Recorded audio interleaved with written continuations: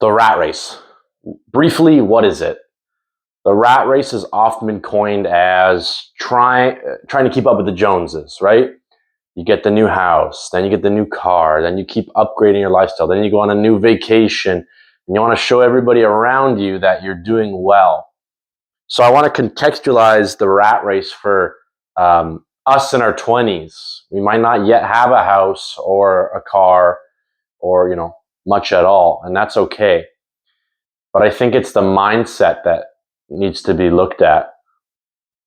So the rat race for us would be we're constantly striving for more and more.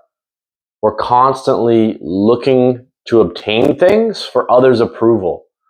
And I really think the rat race is a hill to climb that keeps getting steeper and steeper and isn't really beatable. It's not achievable to get to the top of it.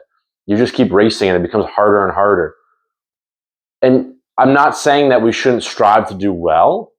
We shouldn't look for success, whether that's physical, financial, obtaining resources. Of course, those are important for our survival, for our success.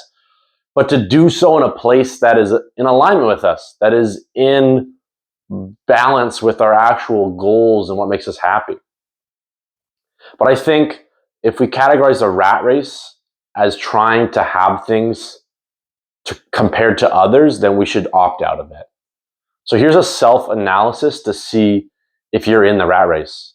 Are you constantly comparing yourself to others? Do you feel envious when others have more than you? Even disdainful towards things that you can't achieve or think you can't? Are you always searching for more rather than looking to what you already have and being grateful? Do you think you'll finally be happy when you achieve that goal, just to achieve it and then look on to the next goalpost? It's likely you're in the rat race. It's likely you're trying to achieve stuff, whether you're an overachiever or you're trying to prove to others. And here's my story of how I realized I'm in it and have been in it.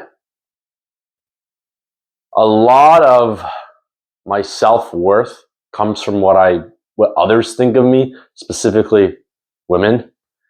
And so a lot of my decisions have been based on acquiring things, feeling successful, looking successful, acquiring wealth. And I think that twofold comes from needing to find more fulfillment within myself, one, but also two, maybe having a poor man's mindset. I grew up with some financial instability in my family. And so I think part of me is scared that if I'm not constantly grinding, constantly achieving higher and higher, it's all going to tumble. I'm going to lose everything. And so I'm not saying that we can't strive for greatness. I'm just saying it should be done in the right light and the right alignment. And a big thing I'm adding into my life is, really looking, do my expenses serve my actual purpose? Are they in alignment with me? And I'm finding areas where they're not, finding areas where they can be tightened up. It's not about pinching pennies, right?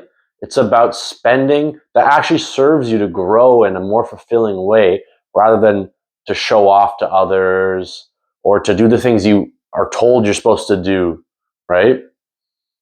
So an alternative perspective is growth is not bad, but if it's leading you to be burnt out, maybe even depressed, angry, tired, just to achieve goals, it's probably not in your best purpose. It's not serving you.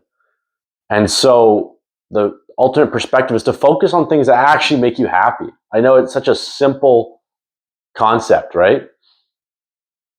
But living and choosing how you want to live your life versus on what you think others want from you and what you're supposed to do, what the regular path is, what's socially accepted, is how you get into alignment. And there's a lot of noise out there. And I think you need to turn off the noise and find out what matters to you. And then only then will you know what you actually want to do. So a couple examples for me is I'm the most happy when I'm dancing and singing. So why the hell am I not doing that every day?